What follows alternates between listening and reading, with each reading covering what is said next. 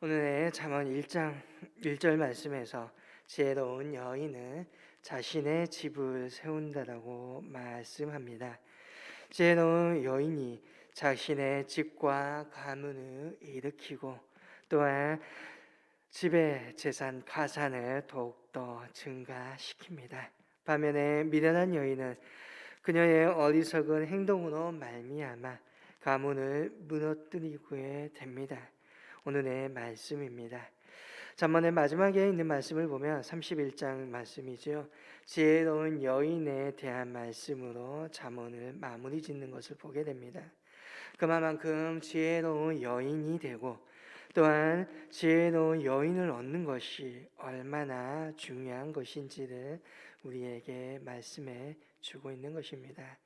또한 이전의 말씀을 보면 지혜로운 사람은 하나님을 경외하는 정직히 행하는 자임을 말함입니다.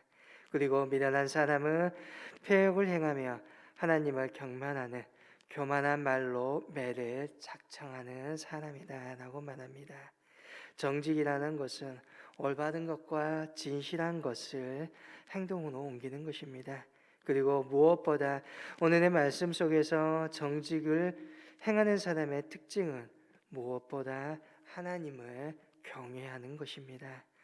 하나님을 경외하는 사람, 하나님 앞에 모든 것을 행할 수 있는 사람, 그것이 바로 그 사람이야말로 정직한 사람이요 하나님께 상을 받게 된다는 것입니다. 잠언에서는 언어, 말에 대한 말씀이 많이 나옵니다. 이는 사람이 가장 많이 실수하는 것이 말이기 때문이지요. 야고보서에서는 자신의 입술에 재갈을 물리도록 하라고 말합니다. 사람과 사람과의 관계 속에서 문제가 되는 것은 대부분 말에 대한 실수입니다. 말의 실수가 나오는 것은 그 말을 되새기지 않기 때문입니다. 무의식적으로 먼저 말을 하고 보니 즉흥적으로 말을 하다 보니 실수가 일어나게 됩니다. 그래서 오늘 말씀에 보면 3절에서 미련한 자는 교만하여 입으로 매를 작정하고 지혜로운 자의 입술은 자기를 보전한다라고 말씀합니다. 오늘 자신의 입술을 지키는 자가 지혜로운 자임을 말하고 있는 것입니다. 우리는 앞서 잠언 10장에서 의인의 입은 생명의 샘이라도 악인의 입은 독을 머금고 있다라는 말씀을 묵상하였습니다. 오늘 우리의 입술의 말이 사람을 죽이는 말이 되어서는 아니 된다는 것입니다. 어리석은 자의 입술에서 나오는 말은 날카로운 칼날이 되어서 주위의 모든 사람에게 상처가 됩니다. 상대방을 죽이기까지 합니다. 그리고 그 결과는 자신을 넘어뜨리게 됩니다. 우리는 우리의 입술을 통하여 말의 실수를 줄여야 할 것입니다. 다윗은 시편 141편에 하나님이여 내 입에 파수꾼을 세우시고 내 입술의 문을 지키소서라고 기도합니다. 말을 할 때에 우리의 입술을 통하여서 바른 말을 할 수 있기를 원합니다. 바른 말, 그것은 예수 그리스도의 말씀과 교훈에 합하고 집중하는 것입니다. 또한 우리의 입술을 통하여서 사람을 살리는 위로의 말이 나올 수 있기를 원합니다. 성령자의 한 사람의 마음을 가라앉히고 우리의 주위에 있는 이웃 사람들의 위로와 평화를 주는 우리의 입술을 통하여 그러한 말이 전해지기를 원합니다. 이를 통하여서 결국은 저와 여러분 내 자신을 보존하게 된다는 것입니다. 또한 4절의 말씀을 보면 지혜로운 자는 정직한 노동의 가치를 알고 있는 사람입니다.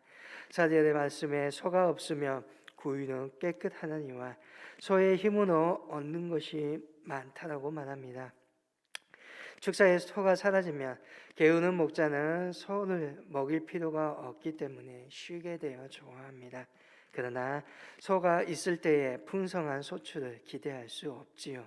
그러나 지혜로운 사람은 소를 먹이고 치우는 일이 번거롭고 귀찮은 일이지만 성실하게 소를 돌보아 관리하고 또한 수고에 솟아 풍성한 소손을 얻게 됩니다.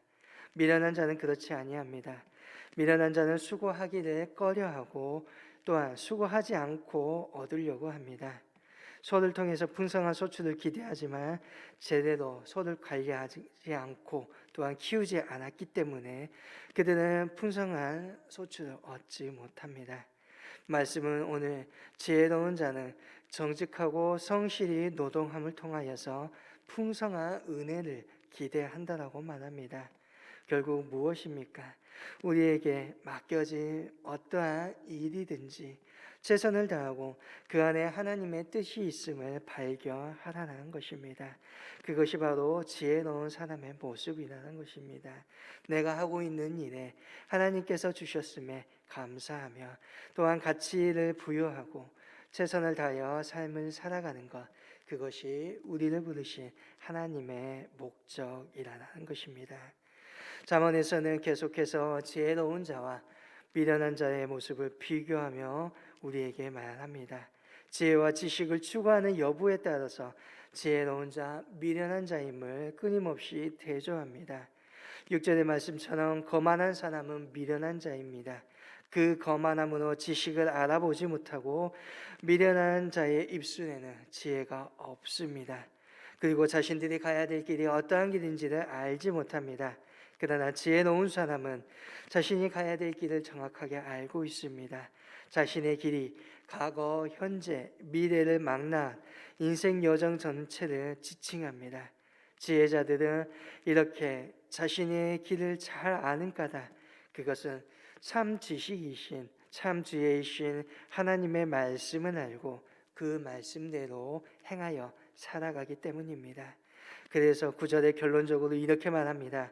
미련한 자는 죄를 심상히 여겨도 정직한 자 중에는 은혜가 있느니라. 죄를 심상히 여긴다는 것은 죄를 대수롭지 않게 여긴다는 것입니다. 죄를 짓는 것 두려워하지 않는다는 겁니다. 미련한 자는 죄 짓기를 하는 것이 빠를 뿐만 아니라 양심의 각책도 느끼지 않기에 죄를 짓는 것을 자랑하고 또한 그것을 끊임없이 짓게 됩니다. 반면에 정직한 사람, 은혜가 있습니다. 미련한 자가 죄를 우습게 여김으로 그들은 하나님의 은혜를 받지 못하지만 지혜로운 사람은 죄를 우습게 여기지 않고 하나님 앞에 정직하게 행하기에 늘 하나님의 은혜에 거한다는 것입니다. 지혜로운 자의 삶, 모든 연역 속에서 하나님을 인정하고 하나님 앞에서 모든 것을 정직하게 행합니다. 그래서 늘 하나님의 그 은혜가 그와 함께 한다는 것입니다. 10절에서 14절까지의 오늘의 말씀은 사람의 마음에 대한 가르침도 주고 있습니다. 열길 물속은 알아도 한 사람의 마음을 알지 못한다라고 말합니다. 그만큼 우리 사람의 속내는 마음은 신비롭습니다. 그래서 10절에 마음의 고통은 자기가 알고 마음의 즐거움은 타인이 참여하지 못한다라고 말합니다. 사람의 마음은 그 누구도 알 수 없다는 것이지요. 그리고 자기 자신이 당하는 고통의 원인과 요소가 무엇인지 결국 자기 자신만 안다는 것입니다. 아무리 친한 관계라 할지라도 그 사람의 고통에 온전히 참여하는 것 쉽지 않습니다. 그렇게 하나님께서는 자기의 마음을 지키라라고 말씀하십니다. 그리고 하나님께서는 마음을 지키는 자를 통하여서 역사하시며 천국은 우리의 마음에서부터 시작된다라고 말씀하시기도 합니다. 우리의 마음을 붙들기를 원합니다. 하나님이 영이 거기에 임하시고 오늘 마음으로부터 내 속으로서부터 천국이 이루어진다는 것입니다. 우리의 마음을 붙잡을 때 오늘 나는 누구인가를 알기 원합니다. 나는 지금 어디에 있는지, 나는 누구로부터 이곳에 오게 되었는지를 기억하시기를 바랍니다. 내가 어디로 가야 되는가? 내 안에 가장 가치 있는 일은 무엇인가? 기억하시기를 바랍니다. 저와 여러분은 이 세상에서 찍어낸 상품이 아니라 하나님께서 만들어내신 작품입니다. 예수님의 보혈로 다시금 재창조된 피조물입니다. 귀하고 귀한 존재입니다. 뿐만 아니라 하나님께서는 베드로전서 2장을 통하여서 너희는 택하신 족속이요 왕 같은 제사장들이요 거룩한 나라요 그의 소유한 백성이다라고 말씀하십니다. 하나님의 나라를 세워가며 확장시키기 위하여 택함을 받은 너무나 귀한 사람이라는 것입니다. 우리의 마음에 흔들리지 아니하고 우리의 삶을 살아가기를 원합니다.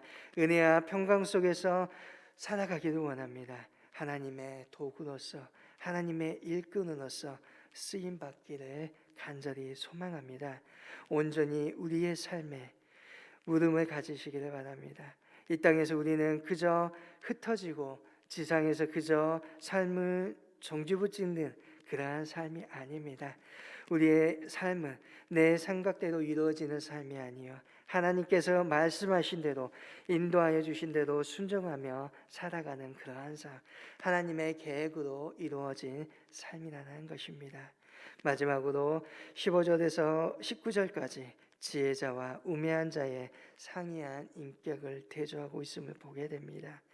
15절에 어리석은 자는 온갖 말을 믿으나 슬기로운 자는 자기의 행동을 삼가한다라고 말합니다. 어리석다라는 것은 단순하다는 거지요. 남의 말에 쉽게 유혹됩니다. 그리고 죄에 쉽게 노출됩니다. 그러나 지혜로운 사람은 자신의 삶, 자신의 행동을 신중하게 행동하기 때문에 목토 떼고 모든 것을 믿지 않고 분별하여 행동하는 것입니다. 또한 악에 대해서도 지혜로운 사람은 하나님을 경외하기 때문에 악을 떠나지만 어리석은 사람은 방자하게도 하나님을 조롱하고 자신을 믿고 살아가기 때문에 악을 믿고 따라간다는 것입니다. 결국 어리석은 자에게 남은 것은 그의 유일한 자산은 어리석음입니다. 그리고 이것으로 말미암아 인생을 망치게 되고 비참한 삶을 살아가게 된다는 것이지요.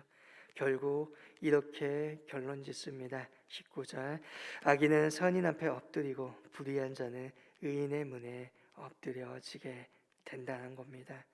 무엇입니까? 모든 것이 하나님이 때가 되면 바로 잡는다는 것입니다.